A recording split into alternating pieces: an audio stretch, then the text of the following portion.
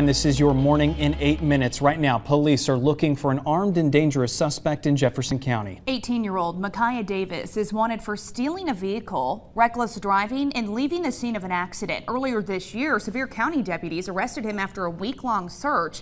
And in 2019, he pled guilty to vehicular homicide charges in a crash that killed church pastor Reuben Wilson and his wife Belinda. He is known to be in the Jefferson County, Morristown, Kodak, Sevierville, even Knoxville areas.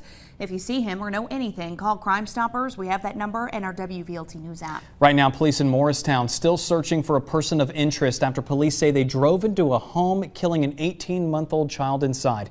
Investigators would like to speak to this man, Walter No Mendez.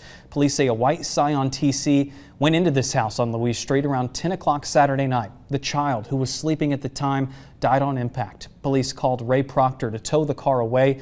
He says Saturday night felt far beyond just a job. When he went home, he went straight to his kids. When I came home around 2 o'clock in the morning, I went straight to him and I gave him a hug and kiss, and I hugged him and told him I love him. Police say they found alcohol inside the car. If you know Mendez or see him, please call police immediately.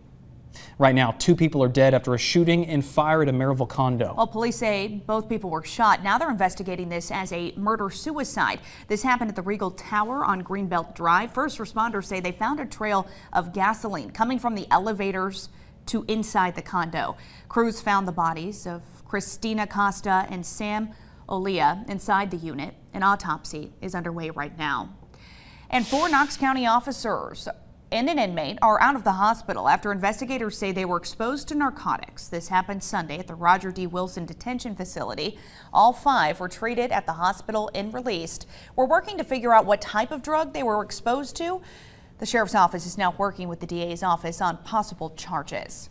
And a Monroe County auxiliary deputy is facing charges of DUI and carrying a gun while under the influence. The sheriff's office says Norm Renshaw smelled like alcohol while responding to a call Sunday night. They took Renshaw into custody at the scene and is relieved of his duties. An auxiliary deputy is a volunteer who is trained to assist the sheriff's office. Well, a homeless man accused of attacking another man will be in court this morning. Police say John Bass asked Thomas Martin to buy him McDonald's on Millertown Pike. While both were walking to the restaurant, police say Bass attacked Martin with a pipe and stole money from him. Police later caught him and charged him with aggravated robbery. An Ohio man is seriously hurt this morning after his jet ski crashed into a pontoon boat on Norris Lake. The TWRA says the impact threw the man into the boat's motor and propeller. This happened on Saturday. A helicopter took him to UT Medical Center. And this morning, you may not have the option to oppose new development in your neighborhood the same way. For more than a decade, you could voice your opinions and appeal at the Board of Zoning Appeals in Knox County. Now you might have to go to Chancery Court. Under the proposal, you can still file an appeal with the board, but the developer will have the option to go straight to court instead. Mayor Glenn Jacobs proposed the new plan. He says it'll streamline the new building process. Commissioners passed the plan with a 6-4 vote. And continuing coverage this morning, the owner of Hatmaker's Bar and Grill is finding a way around the bar's 10-year beer license suspension. They're now allowing customers to bring in their own beer. The business is charging $1 for every beer brought in. This is legal according to the city. The bar is losing their beer license after a shooting left 2 dead and 3 others hurt. Police also responded to dozens of other calls. The business is still allowed to serve liquor according to the state. And you have just over a week to enjoy a Knoxville staple. SNS Cafeteria on Kingston Pike closing its doors after nearly 50 years of serving the East Tennessee community. Workers say after the pandemic, business slowed down and losing the dinner crowd hurt them the most. The final day to visit the restaurant is August 31st. New details this morning. Lawyers for Donald Trump want a judge to appoint a third-party attorney to review the materials taken during the FBI's search of Mar-a-Lago. His attorneys are also asking the court to stop investigators from examining the documents in the meantime.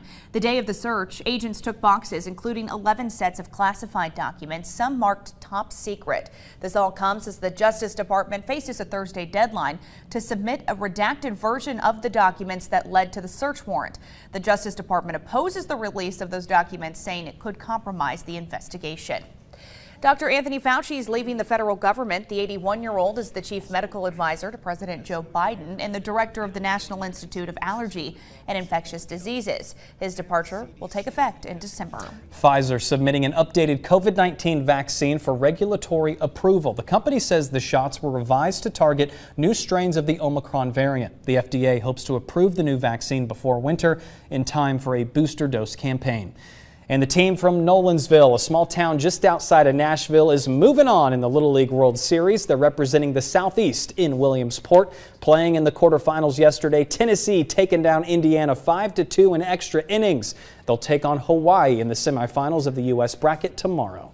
It's 6:54. We want to get a look at your first alert traffic. Fog might be an issue. Let's get to Whitney. Yeah, you could run into some foggy views on this Tuesday morning commute. Here's a live look at I-40 just west of Watt Road. If you do run into that low visibility, make sure you get your low beams on. But those views vary. Here's a live look at I-40 at Walker Springs. Now, they had some overnight road work taking place on 40 westbound right in this area. They had the left lane blocked. That was the biggest delay this morning. They've gotten all of those cones off the roadway, and you are back up and moving. That heavy volume quickly clearing up, and you're on time to start your Tuesday. Your first alert forecast with Chief Meteorologist Heather Haley.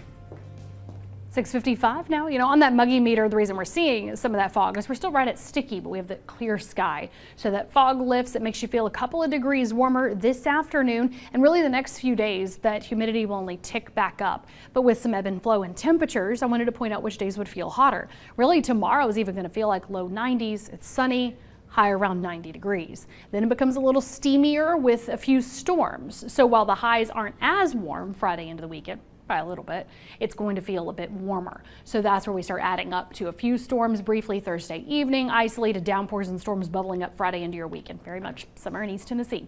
Right now with that clear sky, low so far, 60 Crossville, 63 Middlesboro, Knoxville now down to 66 along with Dandridge, and 63 in Madisonville. Mapping out that fog where it is a problem right now, Athens, improved Crossville, up and down visibility in Knox.